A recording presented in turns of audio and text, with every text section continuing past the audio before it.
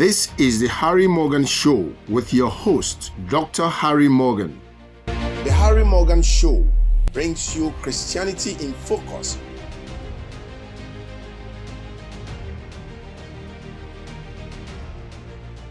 We have Christians walking around and they don't know any history about the life of Christians. They don't seem to care. No, they want the miracle. Well, I'll leave the miracles out for now. But the part that I'm insisting on is that if people show up and they are making all these claims, the least we can do is to find out where they are coming from. So, we are still looking at the Christian identity of the Ghanaian society. Okay, now if the 71% is assumed to be so, if it is, what are the signs and facts that proves it? Because you have made mention of kinds of Christianity, types of Christianity, at least you have alluded to. Can you go into detail? Well, when I speak about types of Christianity or kinds of Christianity, I want people to actually be self-conscious that there are different Christianities being perpetrated or being presented or being proclaimed. I will use an example that Paul uses. And this comes from Paul's letter to the Galatians.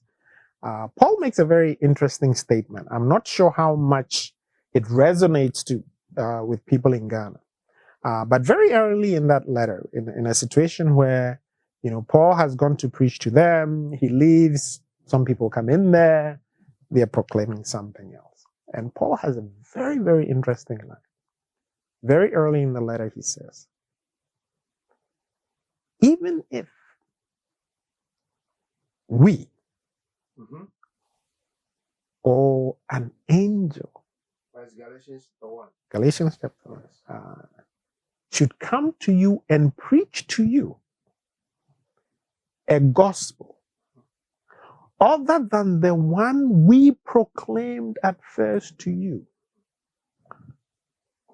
He has a statement that comes. Let him be accursed. Let him be eternally condemned. But look at the premise. If we came and preached to you the gospel, but he says, if we or an angel from heaven comes to you and preaches to you a gospel other than the one we first proclaimed to you, let him be eternally condemned. So, which gospel was first preached? And then he goes to elaborate which gospel he first preached to them, right? And here is the thing.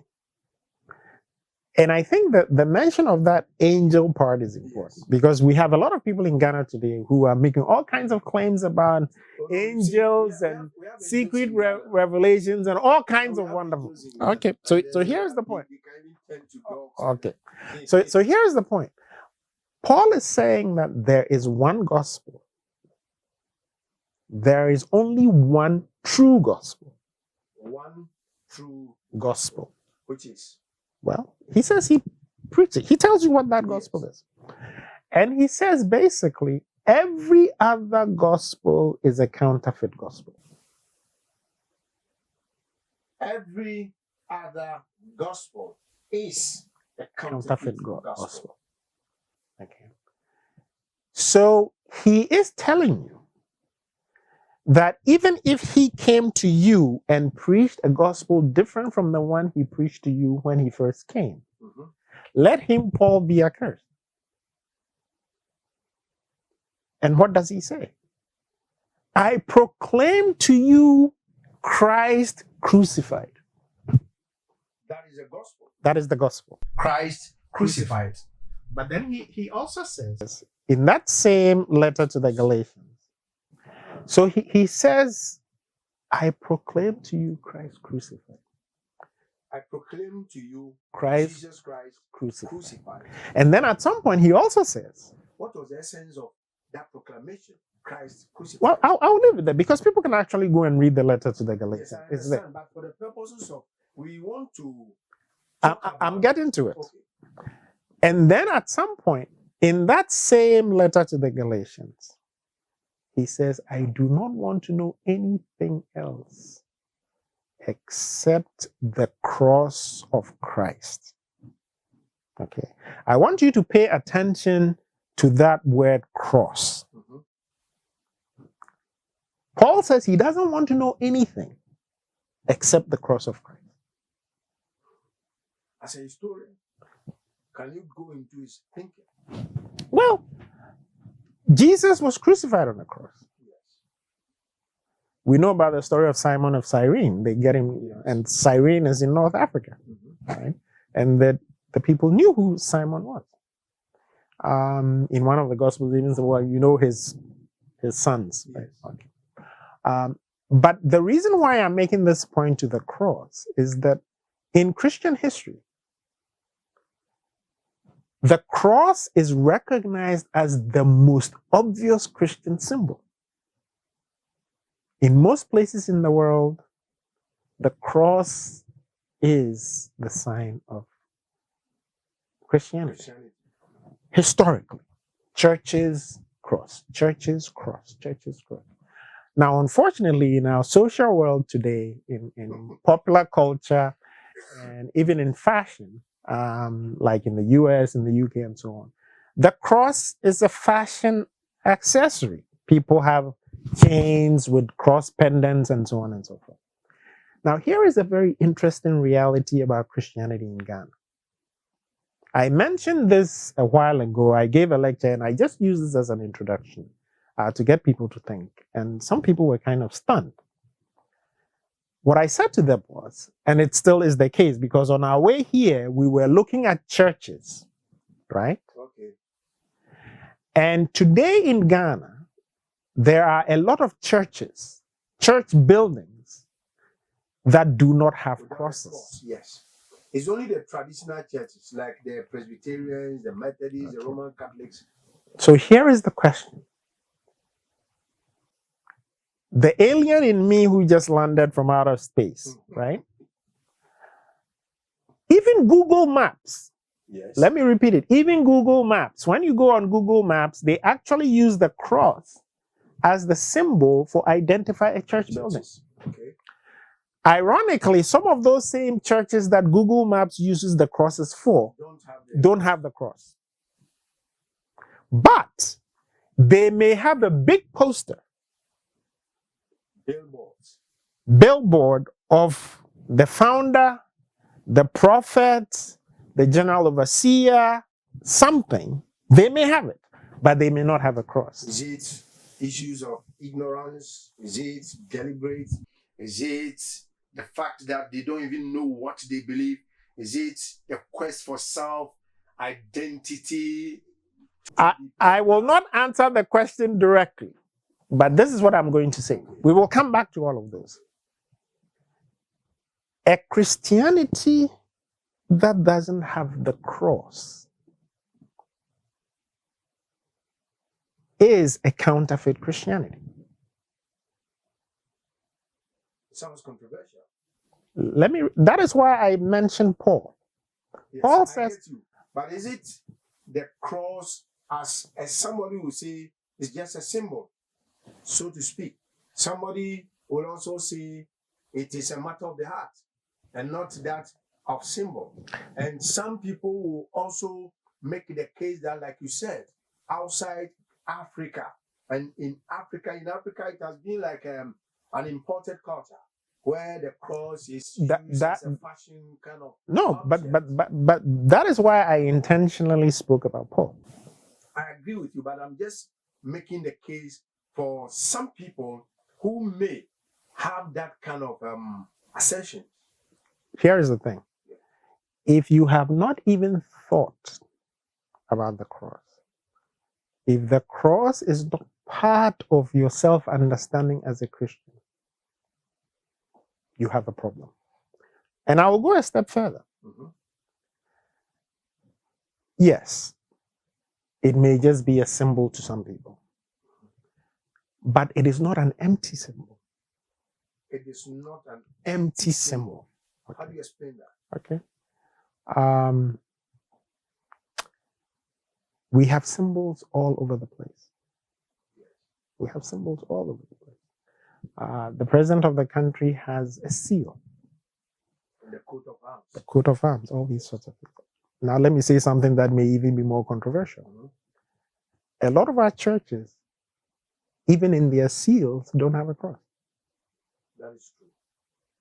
Okay. Now, I'm not saying all of this to demean the churches that don't have them. But if it is not even part of your consciousness, you have a problem, because it is not trivial and it is not incidental. Because when you actually hear people preaching, you will be surprised. In most of the preaching that you hear from churches in Ghana today, you will not hear about the cross. About the cross of Christ. Most of the time, it's about motivation. Well, I'm just, I told you I'm an observer. Yes, and I'm also making the case as an insider. Well, to at least give you an idea. Well, but here is the thing. Yes. That is Paul telling you what is important about the gospel. It is not me saying what is important about the gospel. And I've also made a historical reference. Okay. This is what Christians the world over, historically, we have a 2,000-year history. Okay. If you show up in the last 100 years and you don't care about that 2,000-year history, you have a problem. If you don't want to learn from that 2,000-year history, you have a problem. So, what you are saying is that Christianity and whoever identifies with Christianity cannot overlook or ignore the history of Christianity. Yes. Because it has a 2,000-year standing history. Yes. Which has an object. Yes. Jesus of Nazareth. Yes. And a symbol. Yes. The cross. The cross. Now, you can do the last 150 years if you want. I'm not saying you shouldn't do it. In fact, you should. Yes. But that last 150 years will not make sense to you, or you can make much sense of it if you don't know what happened before. Most of the problems that show up in any church, they have already happened. You can go into any historical community, historical Christian community, and you will see these things. So my concern about history is not just for its own sake. And it shouldn't even be controversial. Because after all, we live in Ghana, right? Yes. And Ghanaians make a big deal of Sankofa. Right behind you. Okay. And here is one of our great ironies for a people. I actually use these symbols in the studio because of their meaning. Okay, but here is the thing. The same Ghanaian society that will often talk about Sankofa and make a big deal of it is also the most ignorant of both our history as Ghanaian people and our history as Christians. I'm getting more interested. Well, so, I mean, I'm not trying to make anybody feel guilty. That's not the point. You're making statement of fact. Yes. And you are speaking as a historian. And like you said, some people take up things that they don't actually understand what it means. And it shouldn't be controversial for me to say, look, let us learn our history as Christian people so that we may live better as Christians. It shouldn't be controversial. It shouldn't be controversial for me to say, look, if you are a church, teach your people some history. It shouldn't be controversial. The fact that people don't actually care, that is the problem. So, to round up on this episode, in a minute, if you are a church, teach your people some history. What history? Basic Christian history. Christian history. Start from the beginning. Now, I mean, the irony is that a lot of people who say that they are teachers in the church, a lot of people who say that they are preaching. Look, even when they are using the Old Testament, what are they doing? History. It is history. So, in fact, what is happening is not that they are not doing history. They are doing very bad history. I love that. Okay? They are doing history anyway. They are doing very bad history. But they are just doing very bad history. All too soon. Yes. This is where we draw the curtains for this episode of Christianity in Focus. Don't forget to subscribe to the social media handle and hit that button, Harry Morgan Network, and subscribe for more of these because Doctor is coming to tell us more.